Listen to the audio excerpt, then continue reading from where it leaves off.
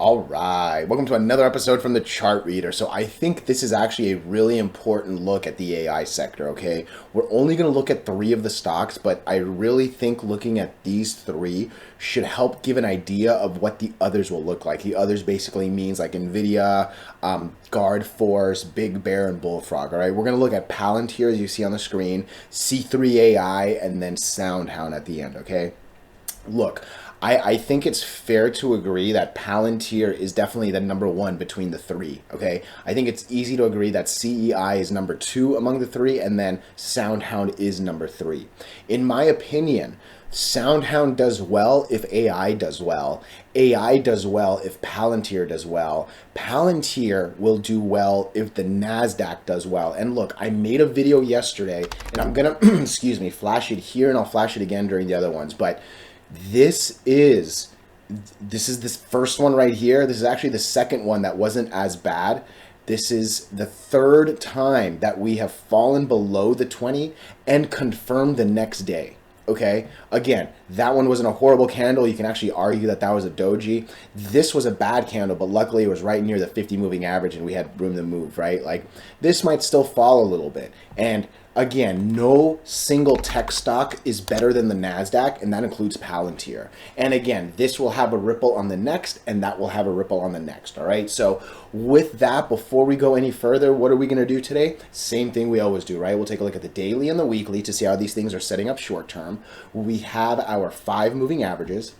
There are horizontal support and resistance lines that I do draw manually myself. And then when we are done up here, we'll use the MACD, RSI, and volume as our lower indicators.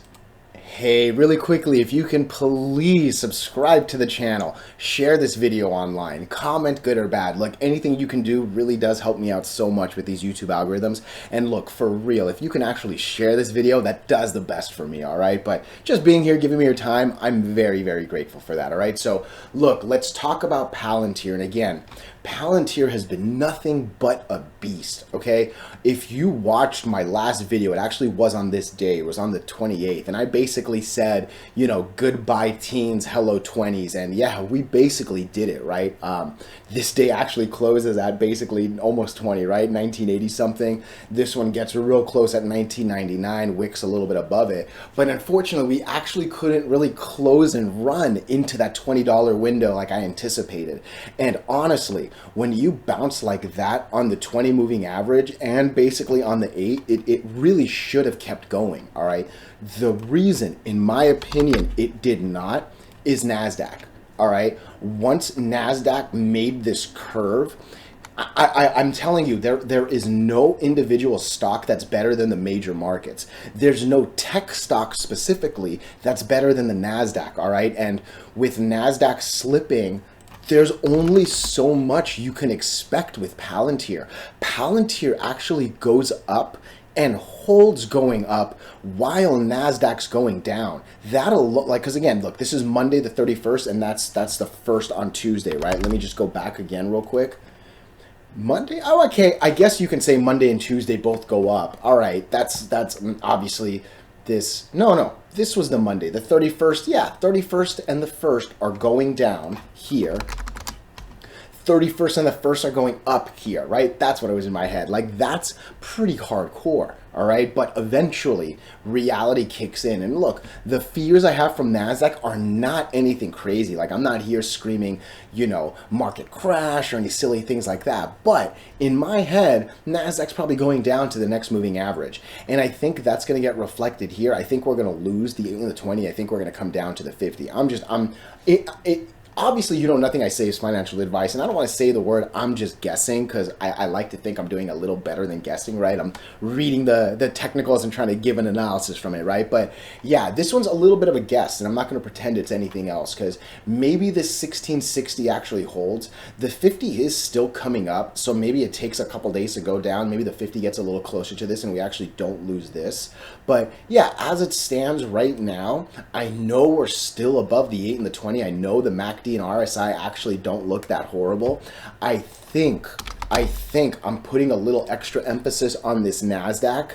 I'm putting a little emphasis on the slip. I think we're coming down here. I think that's going to drag Palantir. I also very much think when we hit here, we're going to retake off. right? So for Palantir, I think we're going to come back and then go. I'm really sad that we actually might be coming back into the 17s because like I said in my last video, we should not be even in the 18s. We should have been at like 22, 23 by now, right? In all honesty. But hey, nothing is better than the NASDAQ. Still over the 8 and the 20. You know my rules are stay over these two and good things will happen. Like I said, I think I'm forward guessing, and I'm using the word guessing honestly pretty liberally. Like I do think I'm guessing. Like there's a really hard chance that this actually never loses the 8. The lowest it goes is 1790 something, actually 1806. Maybe it never even comes into the 17s, hits this and goes. That's a real possibility. I think I'm going to kind of take a little bit of an immediate pessimistic curve. Let me know if you disagree, okay? Please, I'd love to know. All right. The last thing I want to end here before I look at the weekly, because we will look at the weekly still. So earnings on Palantir are early next week. I believe it's on the 7th. It's either the 7th or the 8th, one of the two. I know that this right here was the last earnings, and it took us basically from 8 to 16 to almost 24, almost a 3x from the last earning. Easily a very strong 2x, right? Even knowing this, man, I'm always very wary holding shares into earnings. All right. Earnings are really a guessing game. Earnings reaction is a real guessing game. Sometimes, and I flashed this earlier today. Look, PayPal. PYPL? Yeah, perfect. Listen to me. I know PayPal and Palantir are not in the same sector, let alone industry. All right. Earnings are earnings, and earning reactions are earning reactions, regardless if you're doing this, doing that, selling this, selling that, all right? I really liked the PayPal earnings. They beat revenue and they hit earnings per share. We still saw a 12% loss, and the low of the day was pretty much the close of the day as well. You know what I mean? So just going into earnings is always a gamble. Sometimes the gamble is nasty and you get a real big gap up. Honestly, you don't need to hit this. If it's this good, this will come behind it. And because of my belief in that, I generally avoid this and then jump on afterwards, right? Because again, the other possibility, the PayPal is damn, sorry team, is this. And this is not over. The same uptrend we saw on the Palantir gap up, PayPal is about to die. PayPal has a bad RSI, bad MACD, horrible volume. This thing's ready to die. And the last thing you're gonna want, and sorry, let me do it one more time, PayPal had good, it was actually over all 5 moving averages on this day right here. You know what I mean? Yeah, there was a little bit of a slip, but this is, again, where it should bounce and go. The same thing we were just talking about Palantir. Holding the 8 and the 20 really well, never had lost the 20. In fact, bounced well there, should have bounced well there. Earnings didn't let it, right? So just, I'm not here to tell you what to do with your money. I'm just telling you, I've been burned so hard with earnings, and I'm giving you that perspective, all right? Look, this is still a strong weekly. It's a high RSI, don't get me wrong, but man, those are still kind of going away from each other. Maybe there's a little bit of like a parallel, if not kind of coming back, but I'm not seeing something like this where we're clearly under, or where, you know what I mean? So that's still not bad. That's still a decent MACD. And look at this volume, right? Each week has basically been over the 50 moving average, let alone the complete 1, 2, 3 months of buying and one insignificant sell week, right? So this is a strong weekly, and I think it goes back to my comments. I'm not necessarily calling a NASDAQ crash. I think we come down a little bit. I think we take off once again, and I think Palantir should very much, copy that. That's what I'm thinking. Let me know if you disagree, but just my thoughts, all right? Okay, C3 AI, all right? This is what's really sad. Yes, 2 days ago, this day right here, all right? This is as good as a confirmation as I would love. All right, there is no this is not a moving average cluster. It's actually really not. This one by itself is below it, and all we're doing is within the 8 and the 20, and 2 lines is not what I call a cluster. It becomes 3 or more. This day gets us well over this little like pickle of a horizontal we've been at. And it breaks my 43 line, which actually puts us over the biggest candle to the left. That's this one right here. Yes, this one was higher, but this is the biggest candle to the left. I mean, breaking this should have been the same signal up that I would have expected on Palantir. Instead, again, the exact same comments. I don't know if you just skipped it or not, but NASDAQ has not been doing well.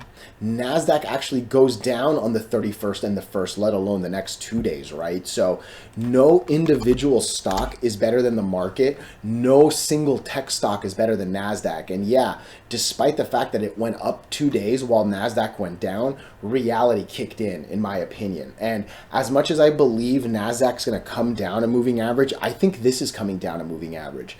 Unfortunately, I don't think I'm talking about the 50. I actually genuinely think there's a reason to believe we might be coming down to 30-40. We might be coming down to actually a little bit lower, 30-25 if you look at the box over there, the 100 moving average. I really don't know if we're going to hold this 50. I think we lose the 50 and come down to the 100. Again, maybe I'm a little pessimistic, all right? Please let me know if you think I'm wrong. I'm not going to be offended, all right? Truth be told, I have not seen an earnings date for C3AI. Let me know if you've seen it, but I know I saw one for Palantir. I know I saw one for SoundHound. They were literally a day apart. One's the 7th and one's the 8th. But I'm not seeing a date here, all right? Just let me know if I'm wrong there. But again, my immediate thought, there's a little bit of a MACD slipping right here, and it's actually not that far from going back into the negative. Volume has actually been really weak. Yes, there's more green candles than red candles, but almost none of them broke this 50 line. And I'm just one more time going to flash the NASDAQ. I don't think we've lost the 20. I think this is good enough to confirm. It's not a horrible day. It actually starts down here and comes up, right? You can see over there, the open is at 13.89 and then we close at 13.95, right? So this is actually a good, bad day. However, I still think we're coming down, and I think that's going to drag C3AI roughly the same amount. Maybe this holds it right here, 33. I think 33, because look, that's basically the bottom of that and the top of that. You know what I'm going to do? I'm going to lower this line. I think this is a good, better immediate. My cat's at the door. I got to let her in. I'm sorry. Hi, baby. Meow. Meow. All right. Sorry about that, team. But yeah, I think this 33 line, I can actually raise it just a little bit more. Come on, baby. And now I'm a little over, but I'm okay with that. I think this hopefully catches it. Otherwise, like I said, I think we're coming to a flat 30. So where is the weekly? This is not as good a weekly as Palantir, all right? This is definitely still on or over the 8 moving average the entire time. But Palantir had a nicer, like, I'm taking off. You know what I mean? I think AI, like I said, this is the 1, 2, 3, right? Palantir's number 1. AI is number 2, SoundHound, which we'll get to, is number 3, and I think the weekly is showing that so far. Palantir had a better weekly.